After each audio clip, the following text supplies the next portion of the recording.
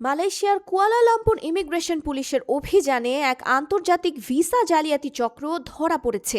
দেশটির পুলিশ জানিয়েছে, এই অভিযানে এক দম্পতিকে তারা গ্রেফতার করেছে। তদন্তে প্রমাণ মিলেছে বাংলাদেশি এই দম্পতি গত ৮ মাস ধরে ইউরোপ সহ বিভিন্ন দেশে যাওয়ার জন্য ডেভিড লরেন্স নামে একটি ভুয়া এজেন্সি পরিচালনা করত এবং ইউরোপের বিভিন্ন দেশের জাল ভিসা তৈরি করত, যাদের কাস্টমারদের বেশিরভাগই মালয়েশিয়ার প্রবাসী বাংলাদেশি বলে জানিয়েছে পুলিশ। তদন্তে আরও জানা গেছে, ইউরোপে ভিসা দেবার নাম করে প্রতি পাসপোর্টে 20,000 রিঙ্গিত করে ফি নিত তারা।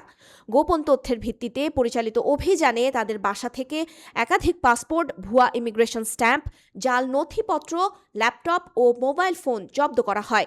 আদালতে হাজির করা হলে তারা অভিযোগ স্বীকার করে নেয়। আদালত তাদের অর্থদণ্ড দিলেও নির্ধারিত জরিমানা পরিশোধ করতে না পারায় তাদের ৪৫ মাসের জেল দেওয়া হয়েছে।